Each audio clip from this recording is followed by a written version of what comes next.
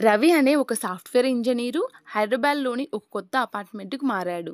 తనకి ప్రతిరోజు రాత్రి 2 గంటలకు ఇంట్లో ఎవరో తిరుగుతున్నట్లు, మాట్లాడుతున్నట్లు శబ్దాలు వినిపిస్తున్నాయి. ఒకరోజు రాత్రి ధైర్యం కూడబెట్టుకొని ఆ శబ్దాన్ని అనుసరిస్తూ లివింగ్ రూమ్‌లోకి వెళ్ళాడు. అప్పుడు అతనికి నేలపైన ఒక పాత ధూళితో కూడిన డైరీ కనిపించింది. దానిని తీసుకొని చూస్తే ఆ డైరీ కొన్ని ఏళ్ల క్రితం అదే అపార్ట్‌మెంట్‌లో అదృశ్యమైన ఒక అమ్మాయిదని గ్రహించాడు రవి. ఆ డైరీలో చివరి పేజీలో రాసిన మాటలు చూశాడు. అక్కడ ఏమి రాసి ఉందంటే, "నువ్వు దీన్ని చదివేసరికి ఆలస్యమైపోయింది" అని. అంతే వెంటనే కరెంటు పోయింది. అతని మెడ మీద ఏదో చల్లటి గాలి తాకుతుంది అని అనిపించింది. రవి భయపడి వెనక్కి తిరిగి చూశాడు. కానీ చీకట్లో ఏమీ కనిపించలేదు. రవి చాలా భయపడిపోయాడు. తన ఫోన్‌లో ఫ్లాష్ లైట్ ఆన్ చేసి చుట్టూ చూశాడు.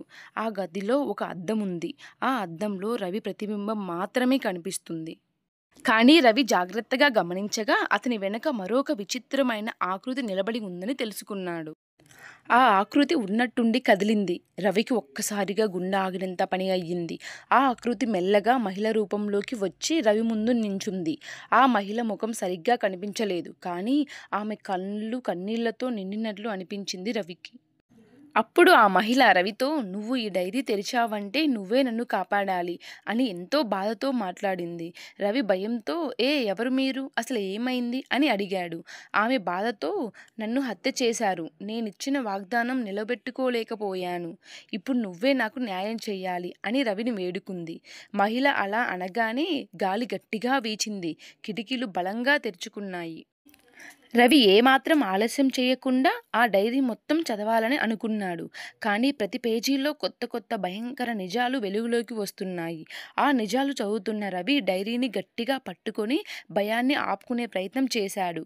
ప్రతి పేజీ తిరిగేసే కొద్దీ ఓ భయంకరమైన నిజం తెలుస్తుంది. ఈ అపార్ట్మెంట్లో మానస అనే యువతి ఉండేది. ఆమెను ఎవరో కొన్ని సంవత్సరాల క్రితం హత్య చేశారు. కానీ ఆమె మృతదేహం ఎక్కడ ఉందో ఎవరికీ తెలియదు. అప్పుడు రవి నేనేమి చేయగలను అని అడిగాడు. వెంటనే మానస ఆకృతి వేగంగా కదిలి అపార్ట్మెంట్లోని ఒక మూలను చూపించింది. ఆ గోడ వెనుక నా నిజం దాగుంది అని బాధగా చెప్పింది.